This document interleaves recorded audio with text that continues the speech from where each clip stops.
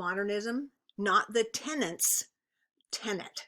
A tenet is like a characteristic, but a little stronger, almost a little stronger than a characteristic, but not quite a creed. So I've got a list of, I've boiled it down to a list of 10 main ideas. So I want to get started and set you up for this list. So I want to pick up from my lecture from the other day. So one of the things that when we want to think about modern writers, we've just come across a time period. If you glanced at all the links in Canvas, you will see all of the cool things that were going on in science, and and in really I didn't include the things that were happening, say, in politics or in religion, but in art and other expressions and science, what was the energies that were coming together to create this tremendous sense of progress and of institutional moving forward, optimism, that that England was building this massive empire. It was all about the future and progress, and by gosh, we now have ways to manufacture weaponry and vehicles and cannons and things like that. So those seemed like modern technology at the time. So kind of at the height of high modernism, when Conrad was writing, shortly thereafter we have something called World War I. So I'm going to say that that world wars totally change the nature of writing, okay, of writers. Think about how COVID has created, COVID for a long time, where they were calling it, and climate change, an existential risk. Well, this was kind of back then their existential crises. So let me tell you what it looks like. I'm not going to go through all these numbers.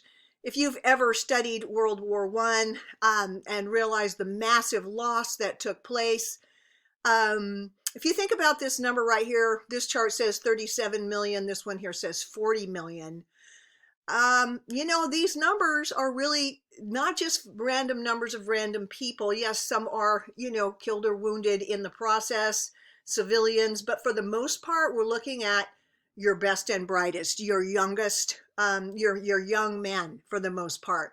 So just about every country that was involved in World War I on a massive scale felt a sense of loss. Almost everyone lost somebody in that war, whether it was your brother, your uncle, your dad, your cousin, your best friend, your fiance. There was just massive loss. And what it led to was disillusionment on a grand scale. It's kind of a cool chart here. Disillusionment that came in just in a huge way in the arts. First of all, the backdrop is this notion of progress, that woohoo, we're moving ahead and nothing can stop us. Well, what happened with this amount of loss, writers started to become not only disillusioned, but they started to reject the writers that came before them. And this is why. If you're a writer, you depend on language, all right? And if cataclysmic loss has occurred and you were told that words like honor, courage, valor meant something, and then we lost 37 million people in a war, your sense of what progress is really gets distorted. So there was this overwhelming feeling that we thought we were progressing, and what happened? We're going to self-annihilate. So they started to lose their confidence in not only in, say, the notion of progress, but in institutions at large. Loss of confidence in any kind of institution, education, religion, politics, just became sort of suspect. It became hollowed out. So it seems weird that these casualties, that World War I would be the catalyst of change, but it was such a massive sense of disillusionment, an erosion of faith, an erosion in kind of what we think of the very foundation of Western civilization. Even though this disillusionment was really to some degree intellectual, it did impact and create radical revisions in traditional Western ideas. So artists and writers found themselves just after World War I in a state, a kind of a world that is deprived of a number of traditional ways of ordering experience. In other words, if you're going to construct a reality and all of your traditional ways of doing that are eliminated, you're kind of grasping. Let's say that you no longer can accept the premise of God, or maybe that humans have a right to dignity, or because maybe we're in a special place in creation, or maybe just the supremacy of human reason. So all of these, the massive effect is this idea that the heavens were for the first time empty. And that's a pretty horrible feeling. Obviously, not all people rejected these things, just like now, people don't reject the same things. However, the main tendency of modern culture was to deny or question those former values and institutions. All right, so much of modern literature is born out of this kind of new spiritual confrontation with emptiness. So they're trying to explore this void without despairing it. So it's a little bit more complicated than it sounds. Sometimes it was joyful and affirmative because they could create new ways of ordering experience. This is when I say new ways. When you think about how Sigmund Freud influenced the writers, this new way might be I rely on the unconscious rather than my conscious mind to write. So I'm going to go through this chart, and I'm going to give you a mini lecture and just kind of explain them all to you. Number one, language is inadequate. If I say what are the 10 tenets of modernism, and they're in no special order, and meaning one doesn't build on the other, they're kind of all occurring at the same time. Language is inadequate. I just alluded to it. If you are an artist known as a writer, and your paint, if you will, are words, and words are now not capable of expressing meaning, then you got to find a way around language or reinvent language, because language as it was seemed inadequate to the modern writers. It had lost its power. And that kind of meant too that those literary forms prior to modernism, they looked at with skepticism, because those were kind of from the old diluted model. Then I'm going to call it number two. And again, please, they're in no certain order. Progress is an illusion. All right, so this is a group of people who, instead of progress being the march of time going forward, that whole concept of progress is a giant illusion, that people had been duped, and that progress was just a creation in sort of somebody's mind. Number three, change is a principle of continuity. You've heard that old saying, what is it? The only thing, what is it? The only thing, I can't remember it now. The only thing, I forget it. I can't remember it. So change is something we usually are kind of, squeamish about. But change was the only thing they could count on in the modern era that would be continuous. So instead of being fearful of change, they looked at it, hey, change is the thing that holds us together. It is the thread that now holds society, or at least the artistic society, together. This concept of preoccupation with the self, it is like the most self-centered, self-aggrandizing perspective that one can take. And really, it's like if you've been deprived of every other thing, religion, you decide that religion, education, relationships, those don't work anymore. Well, all you've got is yourself. So they kind of develop the attitude that the only one I can trust is me. I'm the only one who's got the truth, or the only one who can eke out meaning. So they become not just they aren't preoccupied necessarily with their narrative, with the quality of their novel. They are preoccupied with themselves. All right. And it seems funny to think about that, but when you've been deprived of all these traditional ways of ordering your experience, you kind of go, hey, the only one I can count on is me because everything else is gone.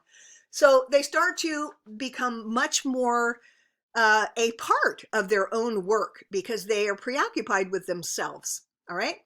In the modern era, number 5, art for art's sake. Art, in other words, art doesn't have to have a reason, a purpose, a medium. It's just because it is. So art for art's sake doesn't mean it has any purpose or satisfaction. It's just art for art's sake. Okay. It doesn't have to have any sense of deliberateness or outcome. Closely related is concept of no didactic purpose. Didactic means teaching. So that was a question I asked you early on when I had you kind of pre-think about this course. I asked you a question somewhat like, do novels need to express some kind of, make us a better person or kind of teach us something, teach us a lesson? In the modern era, they don't believe that their work needs to teach you anything. It doesn't have a didactic purpose because it is art for art's sake. It isn't instructive. If you get something out of it, hey, you needed that anyway. They didn't do that for you. That's their look on it. They're just expressing their art. They're not trying to teach you a lesson. If you find a lesson in it, you probably needed one and you found it.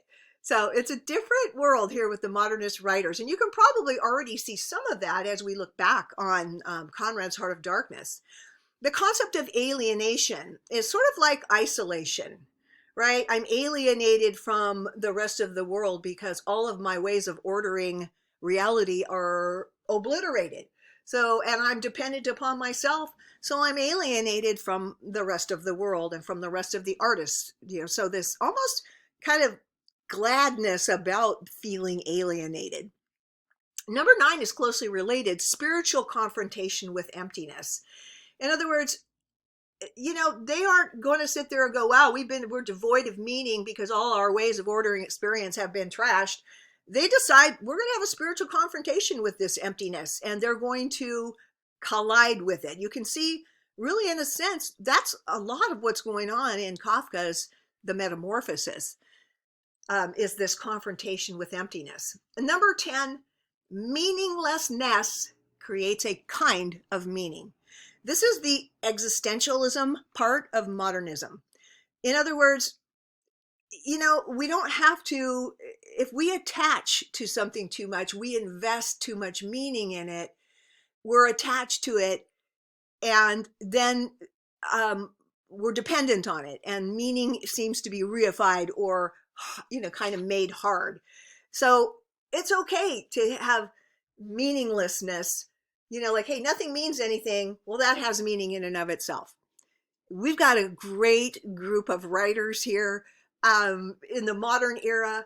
I'd like you to, even just right now, think to yourself, in some ways, how was Conrad echoing some of these things in his novel? Was language inadequate? Progress was an illusion? I think that one came through pretty clearly in Conrad's novel.